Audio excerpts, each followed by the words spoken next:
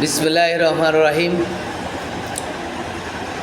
বঞ্চিত 1 থেকে 12তম পর্যন্ত নিবন্ধিত শিক্ষক শিক্ষাকর্মীবৃন্দ, আমার সংগ্রামী সালাম গ্রহণ করুন। আসসালামু আলাইকুম ওয়া রাহমাতুল্লাহ। আপনারা দেখেছেন যে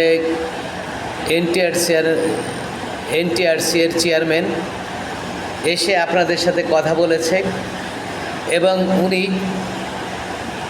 কোর্টের কথা বলেছেন। কোর্ট থেকে যে রায় দেবেন, বিচারপতিরা যে রায় দেবেন সেই রায় কার্যকরী বলে আশা জুগিয়েছেন।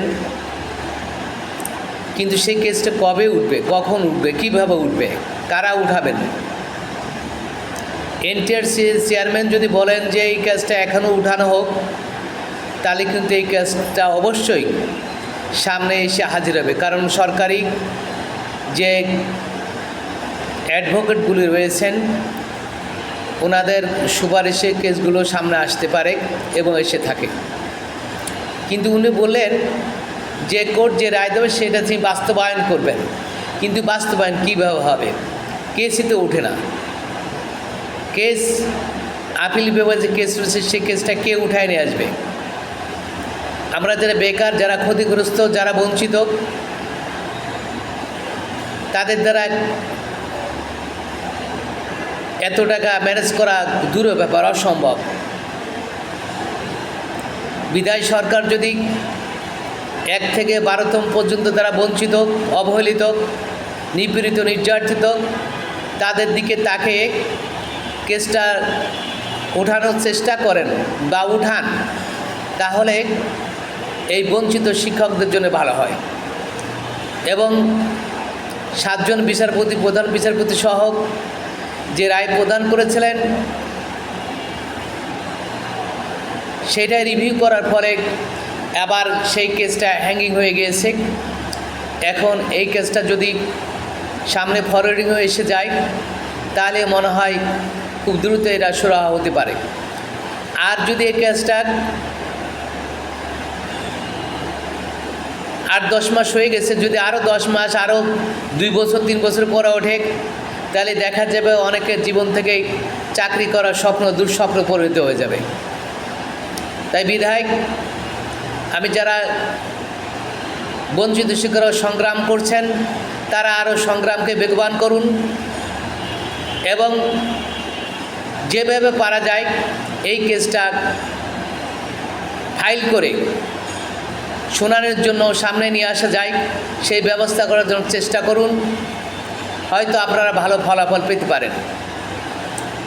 আর যদি এর ব্যত্যয় ঘটে, তাহলে আপনারা জানেন যে একের পর এক সচিব চেঞ্জ হয়, এনটিআরসির চেয়ারম্যান চেঞ্জ হয়।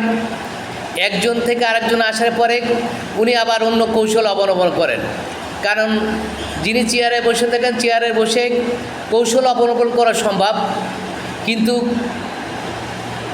সঠিকভাবে সৎ উপায়ে বঞ্চিত মানুষদের ফেভার করা, বঞ্চিত মানুষদের কাঙ্ক্ষিত সেই শিক্ষক পেশায় যোগদান করানো, এটা তাদের জন্য খুবই সহজ। অথচ ওনারা করবেন না। এই জন্যই করবেন না যে এটা করলে পরে হয়তো ওনাদের প্রমোশন পেতে কষ্ট হবে। কারণ ভালো কাজ করলে প্রমোশন হয় না। কারণ 2 নম্বর কাজ করলে প্রমোশন হয়। 2 নম্বর কাজ করে যতদূর পারেন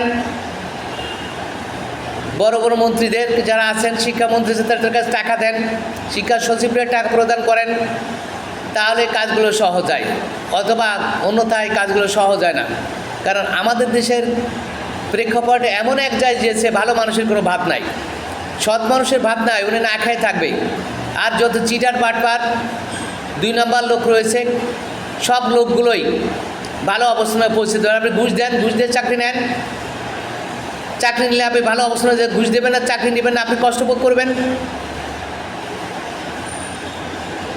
আমি আশা করি যে এনটিআরসির চেয়ারম্যান যে আশ্বাস দিয়েছেন, সে আশ্বাস দ্রুত বাস্তবায়ন করার জন্য উনি যেন চেষ্টা করেন এবং আমাদের মতো যারা বঞ্চিত, অবহেলিত, নিপীড়িত, যারা কষ্টে